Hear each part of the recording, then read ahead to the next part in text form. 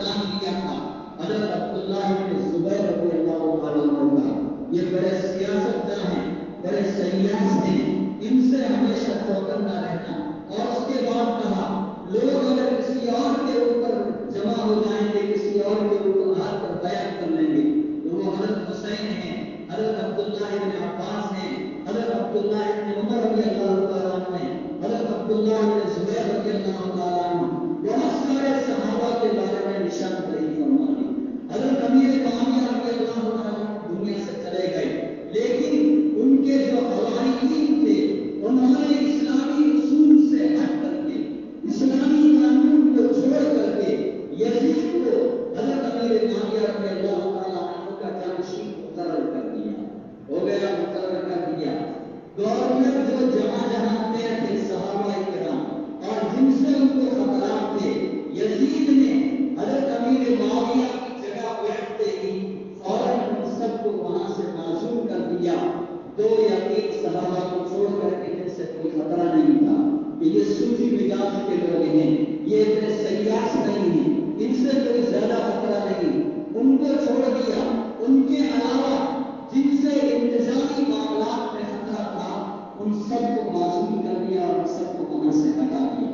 یزید نے جانشین بننے کے بعد خطوط لکھے، کوفہ کے گورنر کو بھی، مدینہ کے گورنر کو بھی، مکہ مکرمہ کے گورنر کو بھی، اور جو بڑے بڑے صحابہ کرام تھے ان کے نام بھی خط لکھے کہ یزید کے ہاتھ پر بیعت کرو.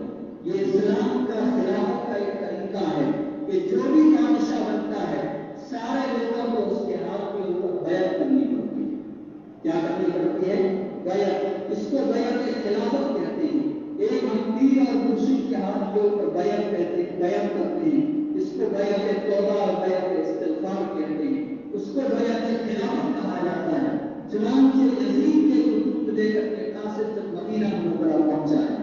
گورنر کو بھی خطوط دیے اور اس کے بعد میں حضرت حسین رضی اللہ تعالیٰ عنہ، حضرت عبداللہ بن زبیر رضی اللہ تعالیٰ عنہ اور بہت سارے صحابہ کو خطوط دیے. حضرت عبداللہ بن زبیر رضی اللہ تعالیٰ عنہ فوراً وہاں سے مکہ مکرمہ روانہ ہو، کچھ نہیں کہا، روانہ ہو گئے. حضرت حسین رضی اللہ تعالیٰ عنہ فرمایا مجھے اس معاملے میں سوچنے دیا جائے، مجھے اس معاملے میں سوچنے دیا جائے، غور و فکر کرنے دیا جائے، اس کے بعد میں کوئی فیصلہ کروں گا. وہ اپنے پورے خاندان کو لے کر کے وہ بھی مکہ مکرمہ کی طرف روانہ ہو گئے. مکہ پہنچتے کوفہ کے لوگوں کے ڈھیر سارے خطوط حضرت حسین رضی اللہ تعالیٰ کے پاس پہنچ گئے کہ تم کہاں جا رہے ہو، تم ہمارے رسول ہو، ہم یزید کے ہاتھ پر بیعت نہیں کریں گے، ہم تو آپ کے ہاتھ پر بیعت کریں گے، آپ کوفہ تشریف لاؤ. حضرت حسین رضی اللہ تعالیٰ اپنے بچوں کے ساتھ، بیویوں کے ساتھ، بہنوں کے ساتھ، بیٹیوں کے ساتھ اور بھائیوں کے ساتھ مکہ مکرمہ پہنچے. وہاں تینوں حضرت ثلاثہ نے، حضرت عبداللہ بن زبیر، حضرت عبداللہ بن عباس اور حضرت عبداللہ بن عمر رضی اللہ تعالیٰ عنہ، تینوں نے کہا حضرت کوفہ کے لوگ بڑے غدار ہیں، کوفہ کے لوگ بڑے جھوٹے ہیں، آپ ان کے خطوط پر اعتماد اور بھروسہ مت کرنا، ان کے خطوط کی وجہ سے آپ کوفہ پہ مت جانا. حضرت حسین رضی اللہ تعالیٰ نے فرمایا اگر تمہاری یہی رائے ہے تو میں اپنے چچا جان بھائی مسلم بن عقیل کو پہلے وہاں بھیجتا ہوں کہ حالات کیا ہے، وہ خلافت کے لیے واقعتاً تیار ہیں یا وہاں ہم کو بلا کر کے ہم کو بھی وہ شہید کروانا چاہتے ہیں، قتل کروانا چاہتے ہیں. چنانچہ انہوں نے ان کو وہاں بھیجا. مسلم بن عقیل رضی اللہ تعالیٰ عنہ جس وقت وہاں پہنچے تھے لوگوں میں جوش الگ تھا، لوگوں میں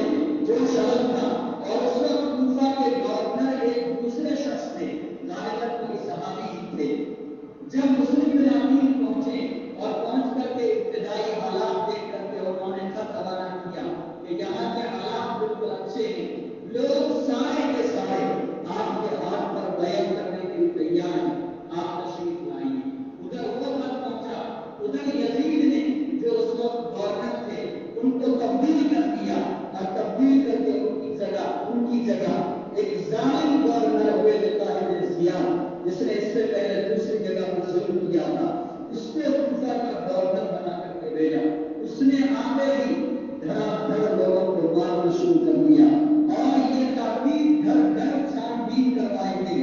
کس نے حضرت حسین کی خلافت پہ خط لکھا, جو جس کا بھی نام آتا اس کو قتل کر دیا جاتا, جیل میں بھیج دیا جاتا, سخت سے سخت سزائیں دی جاتی. لیکن حضرت حسین رضی اللہ تعالیٰ کے پاس کو بنا چکا تھا, اس لیے وہ اسلام کی بنیاد پر وہاں سے روانہ ہو گئے. ادھر چند دن کے بعد مسلم بن عقیل رضی اللہ تعالیٰ کو سخت سزاؤں کے بعد شہید ہو گئے. حضرت حسین رضی اللہ تعالیٰ کربلا کے میدان میں پہنچ گئے. چھوٹے چھوٹے بچے ہیں, بچیاں ہیں, بہنیں ہیں. بڑی بہن حضرت زینب رضی اللہ تعالیٰ عنہا کے ساتھ میں, حضرت حسن رضی اللہ تعالیٰ کو پہلے ہی حضرت امیر معاویہ رضی اللہ تعالیٰ کے ہاتھ پر صلح کر چکے تھے, اس لیے وہ تو ساتھ آئے نہیں تھے. لیکن حضرت حسین رضی اللہ تعالیٰ تشریف لائے, کربلا میں پہنچے. عبید اللہ ابن زیاد نے 1500 فوج کے ساتھ پہلے قاصد بھیجا کہ آپ یہاں کس لیے آئے ہیں. وہ فرمایا مجھے میرے پاس کوئی کوفہ والوں کے خطوط آئے ہیں. وہ کا خطوط آئے تھے لیکن اب حالات دوسرے ہیں, اس لیے ہم آپ کو چھوڑیں گے نہیں. حضرت حسین رضی اللہ تعالیٰ نے فرمایا 3 باتوں میں سے کوئی ایک بات کر لو.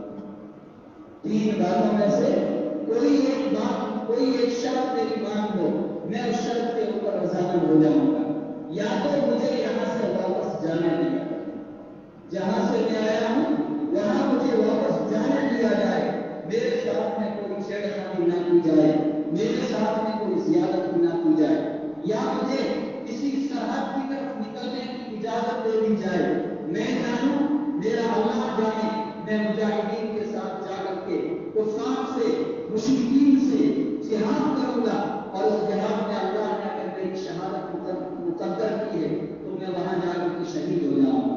اور اگر یہ چیز بھی نہیں ہے تو یزید کی خلافت کو ماننے نہ ماننے کے اندر مجھے ابھی اور مہلت دی جائے, میں غور و فکر کروں گا اور اس کے بعد یزید کے ہاتھ کے اوپر بیان کروں گا.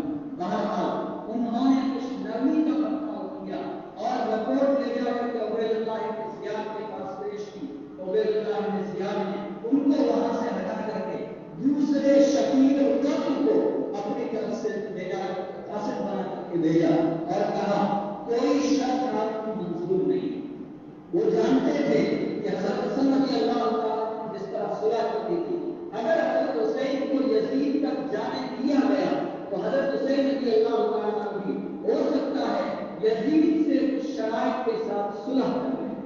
یزید سے یہ دوسری شرط یہی تھی کہ مجھے یزید کے پاس جانے دیا گیا. تو عبید اللہ بن زیاد نے ان کو وہاں پہنچنے سے منع کر دیا. خیر بہت ہو گیا. آخر میں حضرت حسین رضی اللہ تعالیٰ اور ان کے ساتھ جتنے صحابہ تھے, جتنی ان کی اولاد تھی, مؤنث اولاد کے علاوہ, مؤنث شخصیات کے علاوہ, یہ تاریخ کے اندر شیعہ اور سنی کو غلط طور سے بیان کرتے ہیں کہ وہاں عورتوں کے دوپٹے اچھال کیے گئے, عورتوں کے ساتھ میں بھی ظلم ہوا. تاریخ اس بات کو سچ نہیں مانتی ہے. یہ زیادتی ہے تاریخ کے ساتھ. وہ فوج بھی مسلمانوں کی تھی, انہوں نے عورتوں کے ساتھ میں عزت کا, غیرت کا معاملہ کیا, عورتوں کے ساتھ اتنی بے عزتی اور چھیڑ چھاڑ کا معاملہ نہیں کیا. لیکن مردوں میں سے صرف ایک حضرت حسین رضی اللہ تعالیٰ کے صاحبزادے زین العابدین رضی اللہ تعالیٰ وہ زندہ بچے, ان کے علاوہ سب کے سب شہید ہوئے. حضرت حسین رضی اللہ تعالیٰ کی شخصیت کون سی, کتنی بڑی شخصیت ہے, جن کے چہرے کو نبی علیہ السلام نے بوسہ دیا. نبی علیہ السلام نماز پڑھتے, سجدے میں حضور کے کمر کے اوپر آ کر کے بیٹھ جاتے. وہ جب تک بیٹھے رہتے نبی علیہ السلام اپنے سجدے کو اتنا ہی قبول فرماتے, اور حضور نے تو پہلے ہی تشریف فرمانی تھی. حضرت عائشہ رضی اللہ تعالیٰ نے فرماتی ہیں جبرائیل علیہ السلام نبی کریم صلی اللہ علیہ وسلم کے پاس آئے اور انہوں نے فرمایا اے اللہ کے نبی, آپ کے اس نواسے کو ایک دن شہید کر دیا جائے گا, اور آپ کہیں تو میں اس جگہ کی مٹی بھی لا کر کے آپ کو دکھا دوں. چنانچہ بتایا جاتا ہے پیلی پیلی مٹی بھی نبی علیہ السلام کے پاس پیش کی گئی. یہ کوفہ کی مٹی تھی, کربلا کی مٹی تھی, جو پہلے ہی نشین گوئی کے طور پر بتا دی گئی تھی کہ ان کو ایک دن کیا کر دیا جائے گا, شہید. ان کے سر کاٹ کر کے یزید کے دربار کے اندر پیش کیے گئے. جب وہ سر دیکھے یزید کا سر بھی جھک گیا. گھر کے اندر عورتوں کو جب لے جا کر کے یزید کے دربار میں پیش کیا گیا, یزید کی ساری عورتیں ماتم کرنے لگی, رونے لگی. یزید کی عورتیں رونے لگی تھی, اہل سنت والجماعت کی عورتیں نہیں روئی تھی. ہم یزیدی نہیں ہیں, ہم حسینی ہیں. ہم یزیدی نہیں ہیں, ہم حسینی ہیں. ماتم نہ کرے شہادت کے اوپر جو یزیدی ہو. ہم شہداء کا ماتم نہیں کرتے. اگر ہم ماتم کریں تو ہمیں حضرت حمزہ رضی اللہ تعالیٰ کو سب سے زیادہ ماتم کرنا چاہیے. نبی علیہ السلام کے چچا تھے, جن کا وہ چچا زاد بھائی تھے, جن کا ٹکڑے ٹکڑے کیے گئے, ان کا کلیجہ نکالا گیا. کلیجے کو نکال کر کے چبایا گیا. نبی علیہ السلام کے سامنے ان کے گوشت کے ٹکڑے ٹکڑے دکھائے گئے.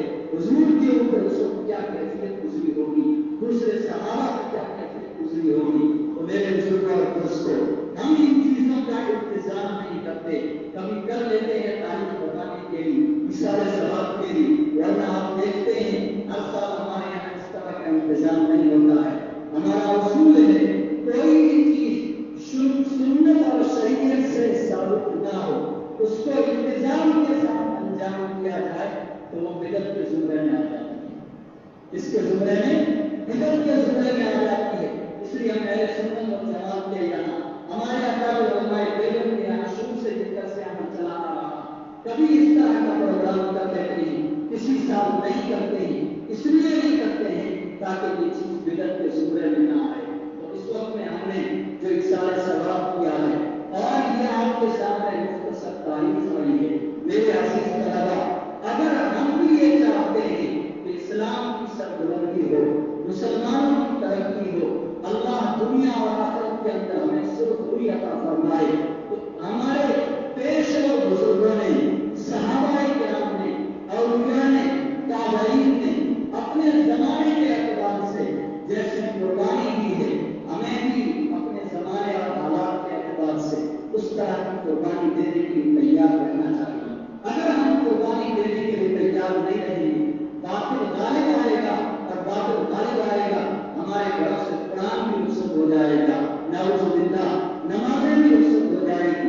آپ حالات دیکھیے, روس صحیح طریقے سے عمل نہیں ہوتا ہے. ان کے مقابلے میں تو اب تک ہمارے ملک کے اندر حالات اچھے تھے.